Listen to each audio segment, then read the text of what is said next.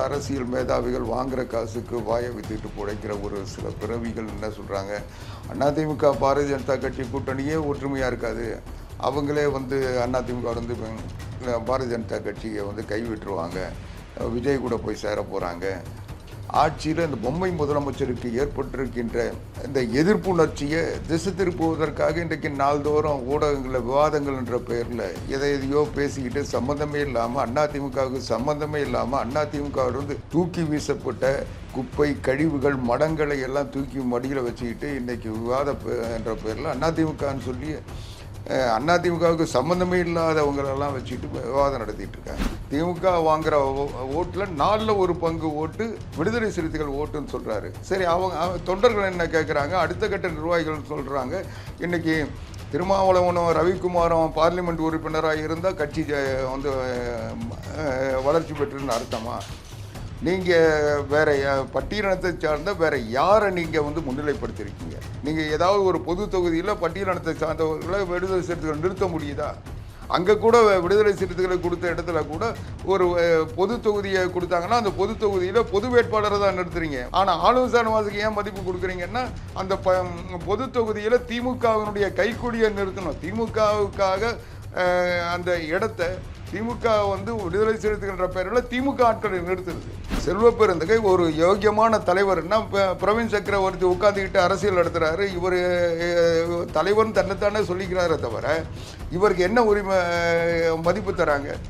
செல்வ பகுதியினுடைய ஹிஸ்ட்ரி சீட்டுன்னா செல்வ பெருந்தகை சரித்திர குற்றவாளி பட்டியலில் இருந்தவர், குண்டர் தடுப்பு சட்டத்தின் கீழ் கைது செய்யப்பட்டவர், ஆடிட்டர் பாண்டியன் கொலை வழக்கில் அவர் குற்றம் சாட்டப்பட்டு சிறையில் இருந்தவர். அவருடைய ஹிஸ்ட்ரி, அவர் ரவுடி. இன்றைக்கி ஆம்ஸ்டாம் வழக்கில் ஏன் ஸ்டாலின் போய் உச்சநீதிமன்றத்தில் பெரிய வழக்கறிஞர்லாம் வச்சு கோடியாக அரசு பணத்தை கொட்டி கொடுத்து இன்றைக்கி அதை சிபிஐ விசாரணை பண்ணக்கூடாதுன்னு கேட்குறாங்கன்னா அதுக்கு பின்னால் இன்றைக்கி அவங்க அந்த குடும்பத்தை சார்ந்தவர்களுடைய குற்றச்சாட்டில் செல்வத்துக்கு அதுக்கு சம்மந்தம் இருக்குன்னு சொல்கிறாங்க. சேகர் பாபு அதற்கு காரணமாக இருந்திருக்கிறார்ன்றதெல்லாம் இன்றைக்கு செவிவழி செய்தியாக அந்த குடும்பத்தினரும் மற்றவர்களும் சொல்லிட்டு இருக்காங்க. நாளை நமது நேயர்களுக்கு வணக்கம். இன்று நம்மோடு இணைந்திருப்பவர் அதிமுக செய்தி தொடர்பாளர் ஆவடிக்குமார் அவர்கள். வணக்கம் சார். வணக்கம் சார். இன்னைக்கு அதிமுக பாமக கூட்டணி உறுதியாயிருக்கு, இதை எப்படி பார்க்குறீங்க? இல்லை, இது எதிர்பார்த்தது தானே. அனைத்து இந்திய அண்ணா திராவிட முன்னேற்ற கழகம் பாரதிய ஜனதா கட்சி கூட்டணி சேர்ந்தப்போவே இது எதிர்பார்த்தது தான். இது மற்றவங்க தான் இன்னும் கூட்டணி அமையலன்னு சொல்லிட்டு இருந்தாங்க. அது நேரத்தோடு இன்னைக்கு அதிகாரப்பூர்வமாக அறிவிச்சிருக்காங்க. இது போல் இன்னும் பல கட்சிகளோட பேச்சுவார்த்தை நடந்துகிட்டு இருக்கு. அது தேவையான நேரத்தில் அதை வெளிப்படுத்துவாங்க. Okay sir. இப்போ பார்த்தீங்கன்னா தொகுதி பங்கீடெல்லாம் முடிஞ்சிச்சு அப்படின்றாங்க. ஆனால் எதுவுமே இவ்வளோ நாள் வெளியிலே வராமல் பார்த்துக்கிட்டாங்களே, இது எப்படி சார்? இல்லை, அதுதான் இன்னும் இப்போ கூட நீங்கள் தொகுதி பங்கீடு முடிஞ்சிருச்சுன்னு சொல்லிட்டாங்க. ஆனால் ஏதாவது செய்தி யாருக்குமே சொல்ல மாட்டாங்க. ஏன்னா எங்களுக்கு இன்றைக்கி இருக்கிற சூழ்நிலையில் இன்றைக்கி ஆளுங்கட்சியாக இருக்கிற திமுக இன்றைக்கி எல்லா வகையிலும் ஊடக மாஃபியாக்களை வச்சுக்கிட்டு ஒரு தவறான கற்பிதத்தை உருவாக்கி அதிமுக பலகீனமாக இருக்குது, அதிமுக கூட்டணி யாருமே சேரலை, இந்த கூட்டணி மக்களிடம் நம்பிக்கை பெற முடியாது இப்படின்னு சொல்லி ஏமாற்றிட்டு இருக்காங்க. ஊடகவியலாளர்கள் கூட இன்றைக்கி அந்த பேரில் இருக்கிற இந்த மீடியா மாஃபியாக்களுடைய கொத்தடிமைகள் இன்றைக்கி என்ன பேசுகிறாங்க, அதிமுக பிளவுபட்டிருக்கு, சிதைஞ்சு போயிருக்குன்னா சொல்லிகிட்டு இருந்தாங்க. அதையெல்லாம் கடந்து இப்போ வந்த பிறகு அதிமுகவை நம்பி யாரும் கூட்டணியில் சேர மாட்டாங்க, அதுக்கான முயற்சியில் அதிமுக ஈடுபட்டால் கூட யாரும் அதுக்கு ஒத்துழைப்பு தரலன்ற மாதிரிலாம் பேசிகிட்டு இருந்தாங்க. அது இல்லாமல் இன்னும் ஒரு சில அரசியல் மேதாவிகள் வாங்குற காசுக்கு வாயை வித்துட்டு பிழைக்கிற ஒரு சில பிறவிகள் என்ன சொல்கிறாங்க, அதிமுக பாரதிய ஜனதா கட்சி கூட்டணியே ஒற்றுமையாக இருக்காது, அவங்களே அதிமுக பாரதிய ஜனதா கட்சியை கைவிட்டுருவாங்க, விஜய் கூட போய் சேர போகிறாங்க அப்படின்லாம் சொல்லிகிட்டு இருக்காங்க. அதனால் இந்த மனநோயாளிகள் போல் இன்றைக்கி திமுக கிட்ட வாங்கின கூலிக்கு மாரடிக்கிற இந்த மீடியா மாஃபியாக்களால் சித்தரிக்கப்பட்ட செய்திகளை மட்டும் பரப்பிட்டு அதிமுகவினுடைய எழுச்சியை இன்றைக்கி சிதைச்சு விடலாம். இன்றைக்கி இந்த திமுக ஆட்சியில் இந்த பொம்மை முதலமைச்சருக்கு ஏற்பட்டிருக்கின்ற இந்த எதிர்ப்புணர்ச்சியை திசை திருப்புவதற்காக இன்றைக்கு நாள்தோறும் ஊடகங்களில் விவாதங்கள் என்ற பெயரில் எதையோ பேசிக்கிட்டு சம்மந்தமே இல்லாமல் அதிமுகவுக்கு சம்மந்தமே இல்லாமல் அதிமுகவிலிருந்து தூக்கி வீசப்பட்ட குப்பை கழிவுகள் மடங்களை எல்லாம் தூக்கி மடியில் வச்சுக்கிட்டு இன்றைக்கி என்ற பெயரில் அதிமுகன்னு சொல்லி அதிமுகவுக்கு சம்மந்தமே இல்லாதவங்களெல்லாம் வச்சுக்கிட்டு விவாதம் நடத்திட்டு இருக்காங்க. இதுதான் இன்றைக்கி திமுக ஆளுங்கட்சியாக இருக்கிறதுனால இன்றைக்கி இந்த மீடியாக்கள்லாம் விலைக்கு வாங்கி வச்சுக்கிட்டு இதை பண்ணிகிட்டு இருக்காங்க. இது அதுக்கெல்லாம் முற்றுப்புள்ளி வைக்கிற வகையில் தான் இன்றைய செய்திகள் இன்றைக்கு அனைத்து இந்திய அண்ணா திராவிட முன்னேற்ற கழகத்தினுடைய பொதுச் செயலாளர் புரட்சி தமிழர் எடப்பாடியார் இன்றைக்கி அதை எல்லாத்தையுமே ஒரு ரகசியமாகவும் ராஜதந்திரத்தோடும் ஒவ்வொரு நேரத்தில் எதை எப்போ தெரிவிக்கணும், எப்படி தெரிவிக்கணும், யார்கிட்ட தெரிவிக்கணுன்றதெல்லாம் அவர் தெளிவாக முடிவு எடுத்து அதை மிக சிறப்பாக செஞ்சிட்ருக்காரு. இந்த மாதிரி வேற எதனா சைலண்டான சம்பவங்களை எதிர்பார்க்கலாமா? நிச்சயமா தொடர்ந்து இந்த தேர்தலுக்குள்ள பல அதிர்ச்சி செய்திகள், திமுகவை அதிர வைக்கின்ற செய்திகள், நிச்சயமா கூட்டணிகள், அதே போல எல்லாமே நடக்கும். திமுகவுக்கு தொடர்ந்து இனி வரக்கூடிய, இப்போவே திமுக ஆட்சி ஐசியூவில் இருக்குது. இந்த ஐசியூவில் இருந்து அவங்க வெளியே வர போகிறதில்ல, இதோட போய் சேர வேண்டிய இடத்துக்கு சேர போகிறாங்க. திமுக என்கின்ற ஒரு தீய சக்தி, புரட்சித் தலைவர் எம்ஜிஆர் அவர்கள் சொன்னது போல தீய சக்தி திமுக, இதை அகற்றுவது தான் அதிமுகவினுடைய பிறப்பின் நோக்கம். தீய சக்தி திமுகவை அரசிலிருந்து விரட்டுகின்ற வரை ராமச்சந்திரன் ஓய மாட்டேன் என்று சொன்னவர் புரட்சித் தலைவர் எம்ஜிஆர். புரட்சித் தலைவர் எம்ஜிஆரை பொறுத்த வரைக்கும் சொன்னதை எல்லாம் தன்னுடைய வாழ்நாளில் சாதித்து காட்டியவர். அவராலேயே இதை சாதிக்க முடியாத ஒரு செய்தி என்னென்னா, புரட்சித் தலைவர் எம்ஜிஆர் உயிரோடு இருக்க வரைக்கும் திமுக ஆட்சி பீடத்துக்கு வர முடியாமல் இருந்ததே தவிர அந்த கட்சியை தீய சக்தியை முழுசாக ஒழிக்க முடியாமல் அவருடைய ஆயுள் முடிஞ்சதுனால அந்த பணியை புரட்சித் தலைவர் அம்மா அவர்கள் புரட்சித் தலைவர் எம்ஜிஆருடைய விருப்பத்தை திமுக என்கின்ற தீய சக்தியை ஒழிக்கின்ற பணியை புரட்சித் தலைவர் அம்மா அவர்கள் மேற்கொண்டாங்க. அதனுடைய விளைவாக அவர்களுடைய ஆயுள் காலத்திலே அவங்க போராடினாங்க. அவங்களும் திடீர்னு அகால மரணம் அடைஞ்சதுக்கு பிறகு அந்த பணியை புரட்சி தமிழர் எடப்பாடியார் ஏற்றுக்கிட்டு இன்னைக்கு அண்ணா திராவிட முன்னேற்ற கழகத்தை ஒரு வலிமைமிக்க சக்தியாக புரட்சி தலைவர் எம்ஜிஆர் காலத்தில் இருந்ததைப் போல, புரட்சி தலைவி அம்மா காலத்தில் இருந்ததைப் போல இன்றைக்கு ஒன்றுபட்ட அனைத்து இந்திய அண்ணா திராவிட முன்னேற்ற கழக தொண்டர்களை எல்லாம் ஒருங்கிணைத்து ஒரு மாபெரும் மக்கள் சக்தியாக இன்றைக்கு உருவாக்கி இருக்கிறார். புரட்சி தலைவர் எம்ஜிஆர் தொடங்கிய பணியை, புரட்சி தலைவி அம்மா அவர்கள் முன்னெடுத்த பணியை புரட்சி தமிழர் எடப்பாடியார் செய்து முடிப்பார். திமுக என்கின்ற தீய சக்தியை இந்த தேர்தலோடு தமிழ்நாட்டு அரசியலிலிருந்து அகற்றுகின்ற பணியை புரட்சி தமிழர் எடப்பாடியார் செய்து முடிப்பார் என்பதை இன்றைக்கு அவருடைய அரசியல் வியூகங்கள் இன்றைக்கு உறுதிப்படுத்துகின்றன. புரட்சி தமிழர் எடப்பாடியார் அனைத்து இந்திய அண்ணா திராவிட முன்னேற்ற கழகமும் பாரதிய ஜனதா கட்சியோடு கூட்டணி அமைத்த போதே திமுகவின் முடிவு உறுதியாகிவிட்டது. திமுக ஐசியூவில் போயிடுச்சு. இன்றைக்கி பாட்டாளி மக்கள் கட்சியோட கூட்டணி சேர்ந்ததுக்கு பிறகு இவர்கள் இனி உடைக்கிறதுக்கே வழி இல்லை. ஐசியூவிலேருந்து அப்படியே போக வேண்டிய இடத்துக்கு அனுப்புறதுக்கு தான் தமிழ்நாட்டு மக்கள் தயாராகிட்டாங்க. அதை உறுதிப்படுத்துகின்ற வகையில் தான் இந்த கூட்டணிகள் அமைந்து கொண்டிருக்கிறது. இதுபோல் பல கட்சிகள் இன்றைக்கு கூட்டணியில் சேர இருக்கின்றன. அந்த சேர பல கட்சிகளோடு பேச்சுவார்த்தை இது முடிந்திருக்கிறது. அது கூட எப்போ அறிவிக்கணுமோ அப்போ புரட்சி தமிழர் எடப்பாடியார் அறிவிப்பார். ஓகே சார், பாமகவோட கூட்டணின்றீங்க, ஆனால் பார்த்தீங்கன்னா பாமக ரெண்டால உடஞ்சு கிடக்குது. தேர்தல் சமயத்தில் ஓட்டுகள் பிரியறதுக்கு வாய்ப்பு இருக்குல்ல? இல்லை, எப்படி எடுத்துக்கலாம் சார்? இது ரெண்டாக உடஞ்சிருக்கிறதெல்லாம் ஊடகங்களுடைய கற்பனை. அவங்க அப்பா மகனுக்குள்ள பிரச்சனை இருக்குது. அவங்களுக்கு அரசியலில் அவங்க அனுபவம் இல்லாதவங்க இல்லை. அவங்க பல தேர்தலை சந்தித்தவர்கள், அனைத்து இந்திய அண்ணா திராவிட முன்னேற்ற கழகத்தோடு இணக்கமாக இருந்தவர்கள். இன்னும் சொல்ல போனால் 10.5 விழுக்காடு அனைத்து இந்திய அண்ணா திராவிட முன்னேற்ற கழக ஆட்சியில் வழங்கப்பட்ட அந்த இடஒதுக்கீட்டை இன்றைக்கு திமுக எந்த வகையில் ஏளனப்படுத்தினாங்க, அதுக்கு பிறகு இன்றைக்கி என்ன நிலைமை, அதை ஒட்டி இன்றைக்கு வாக்கெடுப்பு நடத்தி கருத்து கணிப்பு சர்வே செய்ய சொல்லக்கூட அதை கூட முன்னெடுக்காமல் இந்த ஆட்சி நீதிமன்றத்துக்கு தவறான தகவல்களை தந்து இந்த நீதிமன்றம் சொன்னதுக்கு பிறகு கூட இன்றைக்கு கருத்து கணிப்பு நடத்தாமல் இருக்குது. இதையெல்லாம் பாட்டாளி மக்கள் கட்சியை சார்ந்த தலைவர்கள் நிச்சயம் உணர்ந்திருப்பாங்க. அதனால் அவங்களுக்குள்ள பிரச்சனை இருக்குது, அது வேறு. ஆனால் பொதுவாக தமிழ்நாட்டில் யார் அரசியலில் எதிரின்றதில் அவங்க கண்டெடுக்கிறதுல எந்தவித பாதிப்பும் இருக்காது. அதனால் அவங்களுடைய பிரச்சனை என்பது அவர்கள் தனிப்பட்ட முறையில் ஒரு பாச போராட்டம். அந்த போராட்டத்தில் பல அவங்களுக்குள்ள இருக்க நெருடர்கள் வேற. அவங்க அதை ஒட்டி அரசியல் முடிவு எடுக்க மாட்டாங்க. அவங்க அரசியலில் வந்து அரசியலை தான் பார்ப்பாங்க. அதனால் அந்த வகையில் மரியாதைக்குரிய மருத்துவர் டாக்டர் ராமதாஸ் அவர்கள் அரசியலில் வந்து கத்துக்குட்டி இல்லை. அவருக்கு யாரும் அரசியல் சொல்லித் தர வேண்டிய அவசியம் இல்லை. அதனால் அவர் அதை ஒட்டி ஒரு சரியான முடிவை எடுப்பார். அது அவர்களுடைய உட்கட்சியினுடைய அல்லது அவர் குடும்பத்தில் உள்ள பிரச்சனைகள் வேற, அரசியல் வேற. அரசியல் ரீதியான முடிவுகள் அவங்களும் எடுப்பாங்க. பாமக நிறுவனர் டாக்டர் ராமதாஸ் வந்து திரும்பவும் அதிமுகவுக்கு வர்றது வாய்ப்பு இருக்கா? திரும்பவும்னா இப்போ எங்கே போயிட்டார் அவர்? இல்ல இப்போ அவரோட மகன் இல்லை இல்லை, அவர் இன்னும் ஒரு முடிவு எடுக்கல. அவரும் ஒரு சரியான முடிவை எடுப்பார். ஏன்னா இவர் அன்புமணி இருக்கிறதுனால வராம இருக்கிறதுக்கும் ஒரு பேச்சு வந்து அது வைக்கப்படுது. அவங்களுடைய சொந்த பிரச்சனை. அதில் வந்து அனைத்து இந்திய அண்ணா திராவிட முன்னேற்ற கழகம் தலையிட முடியாது, தலையிடாது. அதனால் அது வேற.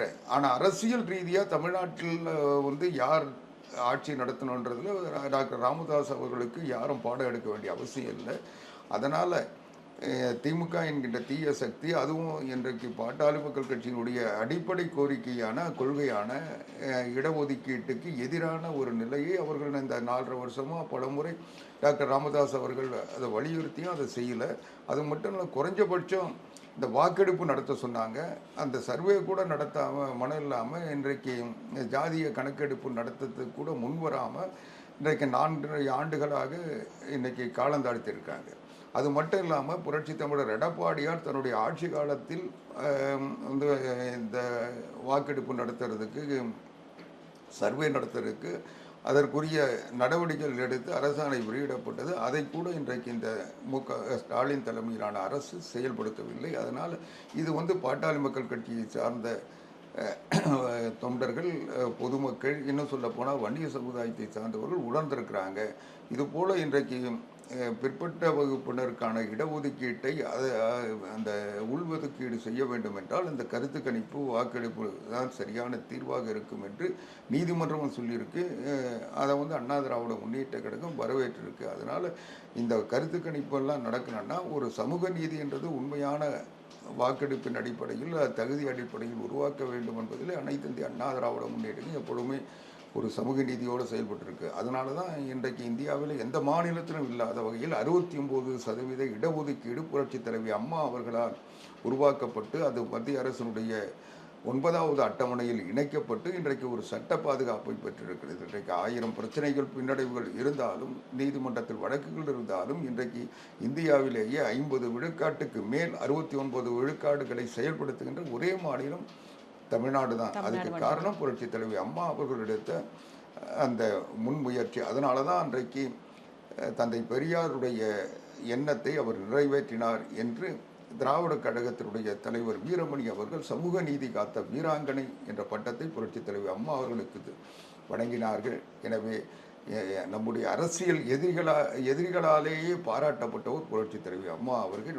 அதனால் சமூக நீதி வீராங்கனை புரட்சி தலைவி அம்மா அவர்கள் வழியில் நடக்கின்ற புரட்சி தலைவி அம்மா அவர்களால் கண்டெடுக்கப்பட்டு, உருவாக்கப்பட்டு, வளர்த்து இன்றைக்கு ஆளுமிக்க தலைவராக வழங்குகின்ற புரட்சி தமிழர் எடப்பாடியார் அவரது மட்டும்தான் சமூக நீதியை சரியான முறையில் எல்லா வகுப்பினருக்கும் வழங்க முடியும் என்பது இந்த நாட்டு மக்களுடைய எதிர்பார்ப்பை போலவே பாட்டாளி மக்கள் கட்சியை சார்ந்த தொண்டர்களும், வன்னிய சமுதாயத்தை சார்ந்த மக்களும், அதை போல பிற்படுத்தப்பட்ட மக்களும் நம்புகிறார்கள். எனவே அவரும் ஒரு சரியான முடிவை எடுப்பார் என்பதில் ஐயம் இல்லை. Okay sir. இப்போ அதிமுக, பாஜக, பாமக கூட்டணியில் 3 கட்சி தான் இருக்கு. வெற்றி வாய்ப்பு எப்படி வந்து வெற்றி கூட்டணின்னு சொல்றீங்க சார்? இல்லை, நீங்கள் சொல்கிற மாதிரி 3 கட்சி மட்டும்தான் இல்லை, இன்னும் பல கட்சிகள் பேசி முடிச்சிருக்கோம். ஒரு சில கட்சிகள் அவங்களாவே அண்ணா திராவிட தமிழ் மாநில காங்கிரஸ் போன்ற கட்சிகள், புதிய நீதி கட்சி, இன்னும் சொல்ல போனால் ஐஜேகே போன்ற பல கட்சிகள் இன்றைக்கி கருத்துக்களை தெரிவிச்சிட்டு இருக்காங்க. அதனால் அவங்களோட பேச்சுவார்த்தை நடத்திட்டு இருக்காங்க. இன்னும் பல அமைப்புகள் இங்கே வர்றதுக்கு முயற்சி பண்ணிகிட்டு இருக்காங்க. அது எல்லாமே சரியான நேரத்தில் அறிவிப்பாங்க. ஏன்னா இன்னும் தேர்தல் அறிவிப்புக்கே இன்னும் ஒரு ரெண்டு மாதம் இருக்குது. இந்த 2 மாதத்துக்குள்ளே எத்தனையோ மாற்றங்கள் வரும். அந்த மாற்றங்களை ஒட்டி தேவைப்படுகின்ற பொழுது ஒவ்வொரு செய்தியாக வெளியிடுவாங்க. அதனால் அண்ணா திராவிட முன்னேற்ற கழக கூட்டணி வலிமையான கூட்டணி மட்டும் இல்லை, திமுகவை துப்புரவாக துடை தெரிகின்ற கூட்டணியாக இருக்கும். அதில் எந்தவித ஐயப்பாடும் இல்லை. அதுதான் அனைத்து இந்திய அண்ணா திராவிட முன்னேற்ற கழகத்தின் பொதுச் செயலாளர் புரட்சி தமிழர் எடப்பாடியார் பல நேரங்களில் சொல்லியிருக்காரு. இந்த கூட்டணி வலிமையான கூட்டணி, மெகா கூட்டணி அமைப்போம், கூட்டணியை நான் பார்த்துக்கிறேன், நீங்கள் போய் தேர்தல் பணியை பாருங்கன்னு சொல்லி இன்றைக்கு அண்ணா திராவிட முன்னேற்ற கழக நிர்வாகிகளுக்கும் தொண்டர்களுக்கும் அவர் தொடர்ந்து சொல்லிட்டு வர்றாரு. அதனால அதிமுக கூட்டணி வலிமையான கூட்டணியாக இருக்கும். Okay sir. இப்போ அதிமுக கூட்டணி பலமாகிட்டே போகுது, திமுகவோட நிலைமை எப்படி இருக்கு சார்? திமுக இன்னைக்கு ஐசியூவில் இருக்குன்னு நான் முதலே சொன்னேன். திமுக ஆட்சி ஐசியூவில் இருக்குன்னு மட்டும் இல்லை, திமுக என்றைக்குமே ஒரு வலிமையான கட்சியோ பலமான கட்சியோ இல்லை. அதை அவங்களே ஒத்துக்கிட்டு இருக்காங்க. எங்களுக்கு பலம் இல்லை, நாங்கள் கூட்டணி பலத்தில் தான் வெற்றி பெற்றோம் அவங்க சொல்லியிருக்காங்க. ஆனால் இன்றைக்கி அந்த கூட்டணி எப்படி இருக்குன்னா, இன்னைக்கு திமுக பலத்தில் இந்த கூட்டணி கட்சிகள் இன்றைக்கி வெற்றி பெற முடியும்னு நம்பிக்கிட்டு இருக்காங்க. ஏன்னா அவங்க இந்த 4.5 வருஷமாக அவங்க மக்களை பற்றி கவலைப்படலை, கட்சியை பற்றி கவலைப்படலை, தொண்டர்களை பற்றி கவலைப்படலை. அவங்களுக்கு 2 இடம் கொடுத்து 10 கோடி 15 கோடி கொடுத்தாங்கன்னா அது வெள்ளையாக 15 கோடி 10 கோடி வாங்கிட்டு கள்ளத்தனமாக நிறைய பணத்தை வாங்கிட்டு அப்பப்போ இவங்க குரல் கொடுத்த உடனே அவங்க கூப்பிட்டு காசு கொடுத்தாங்கன்னா சரி பண்ணிட்டு காலில் விழுந்து, ஐயா எஜமானே நீங்கள் சொல்கிறது படி உங்களை மாதிரி உலகத்தில் ஆட்சி நடத்த ஆள் இல்லைன்னு சொல்லி ஊழக்குமுடு போட்டு வெளியே வந்துட்டு இருந்தாங்க. இன்றைக்கி அந்த கூட்டணி கட்சிகளுடைய தலைவர்களை சரிகட்டி இன்றைக்கி ஸ்டாலின் அவங்கள பேச விடாமல் வாயடைச்சி எப்படி மீடியாக்களை கையகப்படுத்தி வச்சுருக்காரோ அது போல் கையகப்படுத்தி வச்சுக்கிட்டு இன்றைக்கி அந்த கூட்டணியை பலமான கூட்டணி, ஒற்றுமையான கூட்டணி, கொள்கை கூட்டணியெல்லாம் கதை விட்டுக்கிட்டு இருக்காங்க. எந்த கட்சியும் கொள்கையோடு அவங்களோட சேர்ந்து இல்லை. அவங்க கூட்டணி கட்சிகள் கொள்கை அவங்களுக்கு பொருத்தமானது இல்லை. அந்த கூட்டணி கட்சிகள் ஒவ்வொன்றுக்கும் ஒவ்வொரு கொள்கை இருக்குது. அந்த கொள்கைகளை எல்லாம் அந்த தொண்டர்கள் கடைபிடிக்கிறாங்க. ஆனால் அந்த தலைவர்கள் இன்றைக்கி ஊழக்கும்பிடு போட்டு திமுகவுக்கு கொடுக்குற காசுக்கு பேசுகிற வாய் வியாபாரிகளாக மாறிட்டாங்க. அதனால் இன்றைக்கி அந்த கட்சியினுடைய தொண்டர்கள் அந்த தலைமைக்கு எதிராக இன்றைக்கி மாறிட்டு வராங்க.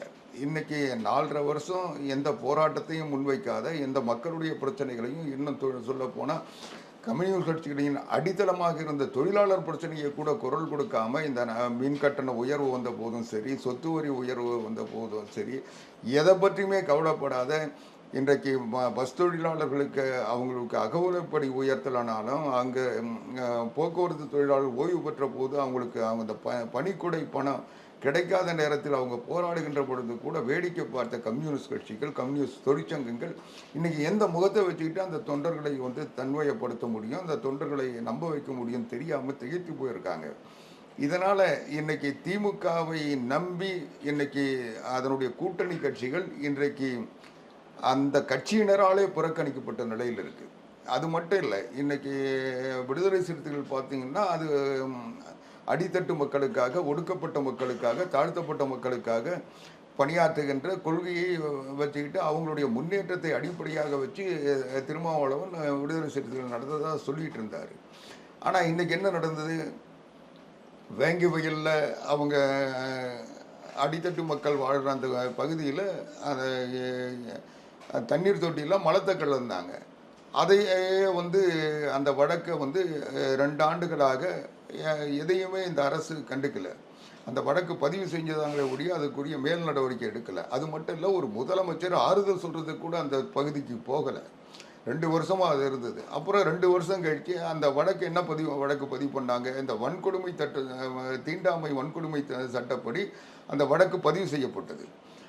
ஆனால் அதையே இவங்க என்ன பண்ணிட்டாங்க, அதை சிபிசிஐடிக்கு வழக்கை மாற்றி அன்னைக்கு அது வன்கொடுமை தீண்டாமை அடிப்படையில் அந்த குற்றம் நடக்கலை. ஏன்னா அந்த மலத்தை கலந்தவங்களே அதை பட்டியலினத்தை சார்ந்தவர்கள்னு சொல்லி ஒரு போலியான பொய்யான பிம்பத்தை உருவாக்கி அந்த வழக்கை திசை திருப்பிட்டாங்க. இதை பார்த்து பொங்கி எழுந்த திருமாவளவன் என்ன சொன்னார்? நாங்கள் இந்த வழக்கை சிபிஐ விசாரணைக்கு கேட்டு போராட்டம் நடத்துவோம்னாரு. இதுவரைக்கும் என்ன போராட்டம் நடத்துகிறாரு? அவங்களும் சிபிஐக்கு மாற்றலை, அவங்க தீண்டாமை வன்கொடுமை சட்டப்படி நடவடிக்கை எடுக்கலை. அதனால் சிபிஐ வழக்கு விசாரணை கேட்ட திருமாவளவனும் அதை பற்றி குரலே கொடுக்கல. இதுதான் இன்னைக்கு விடுதலை சிறுத்தைகள் இப்படிப்பட்ட நிலையில் இருக்கின்ற அந்த கட்சியினுடைய இரண்டாம் கட்ட தலைவர்களே இன்னைக்கு திருமாவளவனுடைய நடவடிக்கைகள் பிடிக்காம இவர் திமுகவுக்கு கூஜா தூக்குறதும் ஜால்ரா தட்டுறதும் அவங்க பிளாஸ்டிக் சேர் தந்தாவே அதை பெருமையாக நினைக்கிறதுமாக இன்னைக்கு நம்முடைய அடிப்படை கொள்கைகளை லட்சியங்களை இந்த பட்டியலின மக்களுடைய வாழ்க்கையை கொண்டு போய் திமுகவின் காலில் அடகு வைத்து விட்டு அவர்கள் காலில் விழுந்து கிடக்கிறார், கொத்தடிமையாக கிடக்கிறாருன்னு இன்னைக்கு அந்த சமுதாயத்தை சார்ந்தவர்கள் இன்றைக்கு வேறு கட்சியை நோக்கி போகின்ற நிலையும் இந்த தேர்தலையாவது உரிய இடமும் வாய்ப்பும் கிடைக்கவில்லை என்றால் அவர்கள் எதிர்த்து இருக்கின்ற மனவலைக்கும் போயிட்டாங்க. இன்னைக்கு திருமாவளவன் இது போதாத குறைக்கு தமிழ்நாடு முழுவதும் ஒரு தொகுதிக்கு ஒரு மாவட்டம் ஆக்குறன்னு சொல்லி இன்னைக்கு அவர்கள் பொறுப்பில் போட்டவங்கன்னா அதுக்கு எதிர்ப்பான இன்னைக்கு உடைச்சவங்களுக்கெல்லாம் வாய்ப்பு இல்லை. எங்கள் தொகுதியில் வந்து வேற யாரையோ கொண்டு வந்து போட்டிருக்காரு. இவர் வந்து இந்த கட்சியை வந்து உழைச்சவனுக்கு மரியாதை தராமல் உழைச்சவனுக்கு உரிமை தராமல் இன்றைக்கு ஒரு சர்வாதிகார மனப்பான்மையில் யாரையோ சொல்றதை திருப்திப்படுத்துவதற்காக திமுகவுக்கு ஒத்துழைக்கின்றவர்களை திமுகவின் கைக்கூலிகளாக மாறி போனவர்களை மட்டும் பதவியில் போட்டிருக்காருன்னு இன்னைக்கு அந்த கட்சியில் ஒரு மௌன புரட்சி உருவாகி இருக்கு. அதை கண்டு அவரே கதறாரு. திமுகவில் வந்து சரி, அண்ணா திமுக சரி 50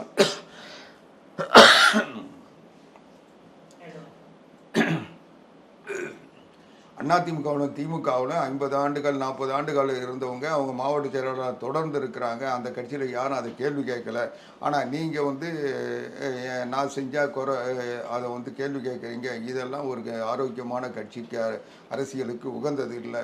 நீங்கள் வந்து கட்சி தலைமையை மதிக்குங்க, நான் சொல்கிறத நம்புங்க அப்படின்னு சொல்லி இன்றைக்கி திருமாவளவன் புலம்ப ஆரம்பிச்சிட்டார்.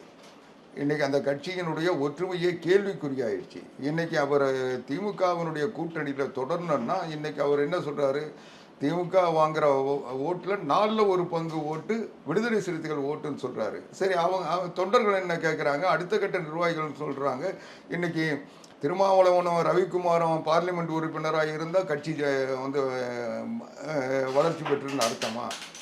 நீங்கள் வேற பட்டியலினத்தை சார்ந்த வேற யாரை நீங்கள் வந்து முன்னிலைப்படுத்தியிருக்கீங்க? திருமாவளவனுக்கும் ரவிச்சந்திரனுக்கு கிடைச்சிருக்கின்ற அந்த உரிமை மற்றவங்களுக்கு எங்கே கிடைச்சிது? இன்னைக்கு சட்டமன்ற உறுப்பினர்கள்னு பட்டியலினத்துக்காக உழைக்கின்ற கட்சின்னு சொல்லி நீங்கள் ஏதாவது ஒரு பொது தொகுதியில் பட்டியலினத்தை சார்ந்தவர்களை விடுதலை சிறுத்தைகள் நிறுத்த முடியுதா? அங்கே கூட விடுதலை சிறுத்தைகளை கொடுத்த இடத்துல கூட ஒரு பொது தொகுதியை கொடுத்தாங்கன்னா அந்த பொது தொகுதியில் பொது வேட்பாளரை தான் நிறுத்துறீங்க. ஒரு பட்டியலினத்தை சார்ந்த யாராவது ஒரு தொகுதியில் நிறுத்த முடியாது. அங்கே போய் பாலாஜியை நிறுத்துறீங்க, இன்னொருத்தர் நிறுத்துறீங்க. அங்கே வந்து ஒரு பட்டியலினத்தை சார்ந்தவரை நீங்கள் நிறுத்தலைன்னா அப்போ நீங்கள் என்ன பட்டியலினத்துக்காக கட்சி நடத்துறீங்களா, ஆளூர் சரவாசுக்காக கட்சி நடத்துறீங்களா? ஆளூர் சரவாசம் வந்து கொண்டு போய் விடுதலை சிறுத்தைகள் இடத்துல நிற்கிறீங்கன்னா அது பட்டியலினத்துக்காக நீங்கள் போராடுகின்ற இந்த உழைக்கின்ற அந்த தொண்டர்களை வைத்து அவர்கள் வாக்குகளையும் அவர்களுடைய உழைப்பை வைத்து இந்த உருவாக்கின இந்த கட்சியில் அந்த இடத்த வாங்கி ஆளூர் சரவாசம் நிறுத்துறீங்க. ஆளூர் சரவாஸ் திமுகவினுடைய கூஜான்றதுனால அவரை நிறுத்துறீங்களே தவிர விடுதலை சிறுத்தைகளுக்காக அவர் பணியாற்றுறாரா அல்லது கொள்கைகளுக்காக அவர் உழைக்கிறாரா, அந்த கொள்கைகளை அடிப்படையில் அவர் செயல்பட்டாரான்றது அந்த உடைச்சவர்களை விட. ஆனால் ஆளூர் சரவாஸுக்கு ஏன் மதிப்பு கொடுக்குறீங்கன்னா அந்த பொது தொகுதியில் திமுகவினுடைய கைக்கூலியை நிறுத்தணும். திமுகவுக்காக அந்த இடத்த திமுக வந்து விடுதலை சிறுத்தைகள்ன்ற பேரில் திமுக ஆட்களை நிறுத்துறது. இதுதான் இன்னைக்கு தொடர்ந்து நடந்து வருது. அதனால அந்த தொண்டர்கள் இன்னைக்கு கொந்தளிச்சு போயிருக்காங்க. இதுதான் இதை விட மோசமான நிலைமை காங்கிரஸோட பிரவீன் சக்கரவர்த்தி வந்து சொல்லியிருக்காரு, ஆட்சியிலையும் பங்கு அதிகாரத்திலையும் பங்குன்னு கோரிக்கை வச்சிருக்கோம், திட்டவட்டமா சொல்லியிருக்காரு.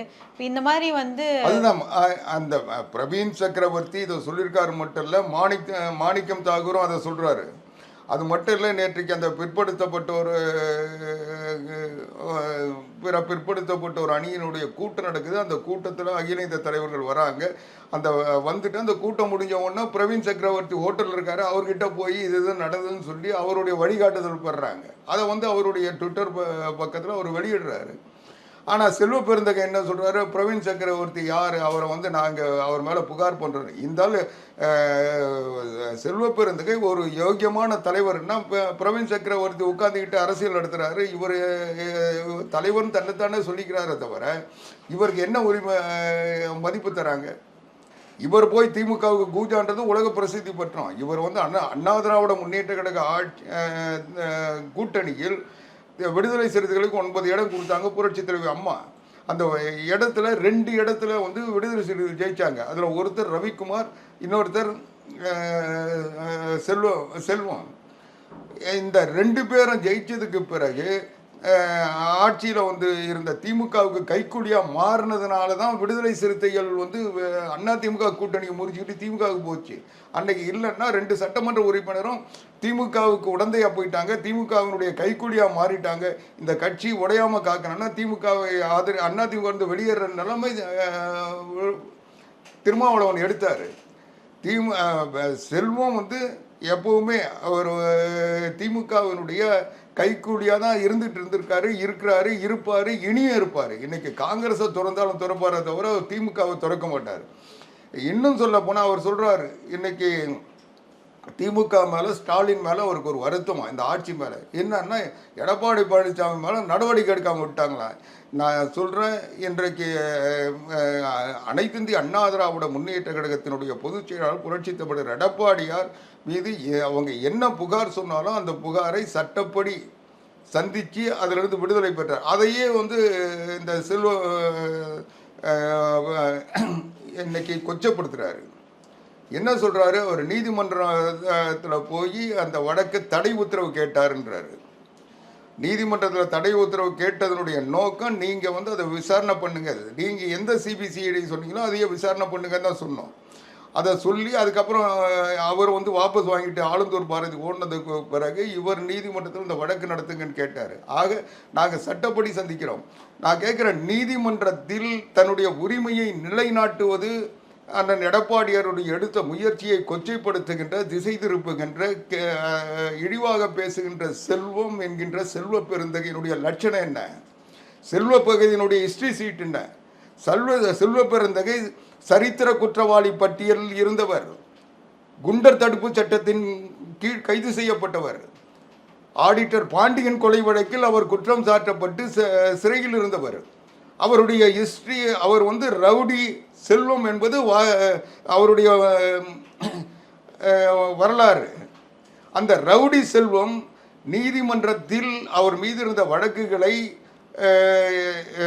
சொல்லி அதிலிருந்து விடுதலை பெறலன்னா கூட அதிலிருந்து விடுவிக்கப்பட்டதால் தான் ரவுடி பட்டியலிருந்து அவர் வெளியே வந்தாரே தவிர, அதுக்கப்புறம் இவர் செல்வ பெருந்தகைன்னு பேரை மாற்றிக்கிட்டாருன்னா இவர் என்ன? அப்போது நீதிமன்றத்துக்கு போனதே தப்பு. தன் மீது சுமத்தப்படுகின்ற குற்றச்சாட்டுகளில் எடப்பாடி பழனிசாமி அவர்கள் உரிமை கேட்டு அந்த குற்றச்சாட்டுக்களை ஓடி போய் இந்த கட்சியை அரசியல் ரீதியாக என்னை பழிவாங்க நினைக்கிறது, அதனால் இந்த வழக்கை தொடுத்திருக்கிறது என்பது நீதிமன்றத்தில் போய் தடை உத்தரவு கேட்டதையே கொச்சைப்படுத்துகின்ற செல்வம், இவர் ரவுடி ஷீட்டு குண்டர் சட்டப்படி இருந்தார், ஆடிட்டர் பாண்டியனை கொலை பண்ணார், இவர் 7 கட்சியை தாண்டி வந்தார்ன்றதெல்லாம் கடந்த கால வரலாறு. அந்த வரலாறுகளை எல்லாம் வந்து நீதிமன்றத்திலிருந்து தானே அவர் நிவாரணம் பெற்றார். ஆக நீதிமன்றத்துக்கு போனதே தப்புன்னு சொல்லி எடப்பாடி பழனிசாமி அவர்களை கொச்சைப்படுத்துகின்ற செல்வம், இவர் ரவுடி செல்வம் எப்படி செல்வ பெருந்தகை ஆனார்? அதுக்கு நீதிமன்றத்தில் தான் நிவாரணம் பெற்றார். எனவே இந்த செல்வத்தை பொறுத்த வரைக்கும் அவர் திமுகவினுடைய கைக்கூலி. இவர் வந்து சவுக்கு சங்கர் வீட்டில் மலத்தை வீசுறதுக்கு அடியாட்களை அனுப்புனார. ஆக இந்த சட்டத்துக்கு புறம்பான இன்றைக்கு வேலைகளை இன்னைக்கும் செஞ்சிட்டு இருக்காரு. இன்னைக்கு அவர் ஏதோ திமுக ஆட்சி இருக்கிறதுனால இன்னைக்கு அவர் யோகியமானவராக இருக்கிறாரு.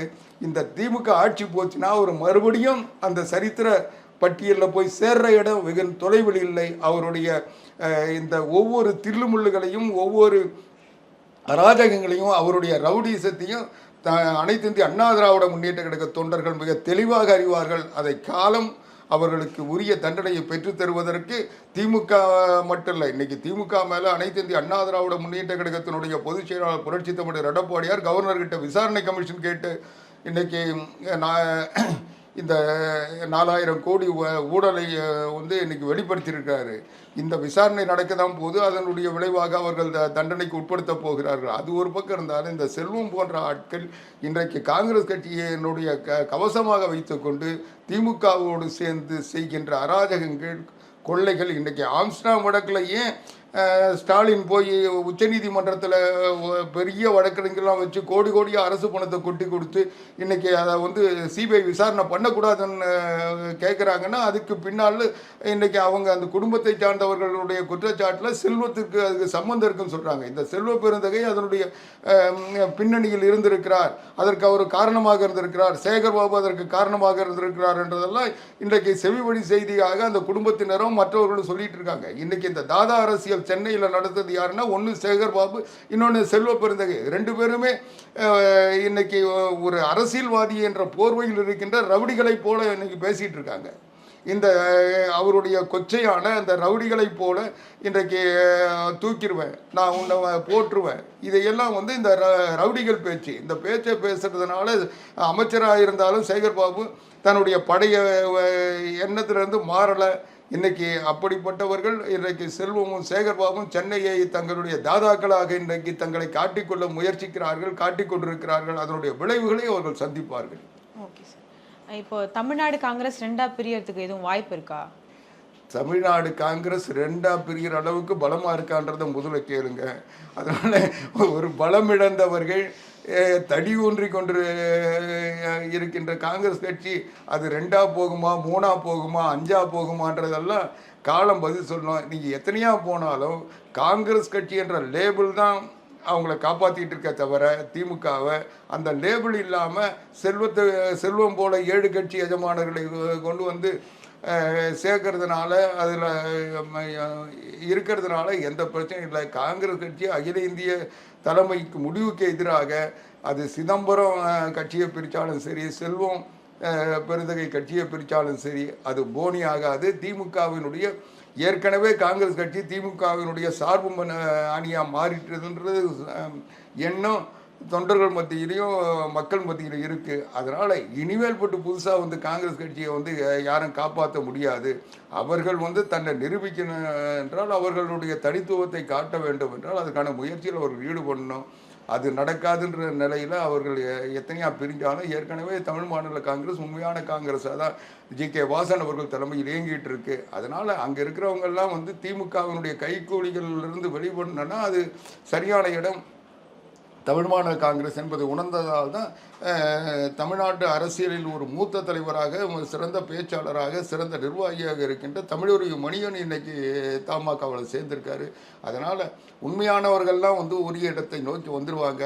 இந்த பதவிக்காகவும் திமுகவால் கிடைக்கின்ற பலனுக்காகவும் இருக்கின்றவர்கள் இது மாதிரி தான் இருப்பாங்க. அவங்களுக்கு கட்சியெல்லாம் நோக்கமே கிடையாது. எந்த கட்சியோட அடையாளத்தை வந்து பயன்படுத்தி காங்கிரஸ் கட்சி அடையாளத்தை பண்ணி திமுகவுக்கு கூஜா தூக்குறதையும் திமுகவுக்கு கொத்தடிமையாக வாடுறதையும் அவங்களுடைய லட்சியமாக வச்சுட்டு இருக்காங்க. அதனால் அவங்களுக்கு வந்து காங்கிரஸ் கட்சி இன்னைக்கு இல்லைன்னா நாளைக்கு இன்னொரு கட்சியில் இருப்பாங்க. அதனால் அது ஒரு பிரச்சனையே இல்லை. ஓகே சார், பல்வேறு கருத்துக்களை பகிர்ந்து கொண்டமைக்கு நன்றி சார். நன்றி.